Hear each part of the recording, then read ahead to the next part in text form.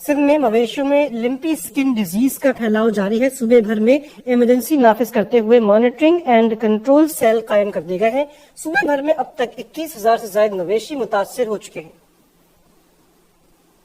سکن ڈیزیز کے مویشیوں پر وار تیز ہونے لگے. اب تک 21,000 سے زائد گائے و بیل جلدی بیماری میں مبتلا ہو چکے ہیں، جن میں سے 150 کے قریب ہلاک ہو چکے ہیں. محکمہ لائیو اسٹاک نے ایمرجنسی نافذ کرتے ہوئے صوبے بھر میں مانیٹرنگ اینڈ کنٹرول سیل قائم کر کے متاثرہ مویشیوں کی فرسٹ ایڈ شروع کر دی ہے. زیادہ تر بیماری جو ہے گائے اور بھینس کی ہے، مگر ابھی تک پاکستان میں بھینس میں کسی جگہ سے نہیں ملی ہے. باقی گائے میں ملی ہے.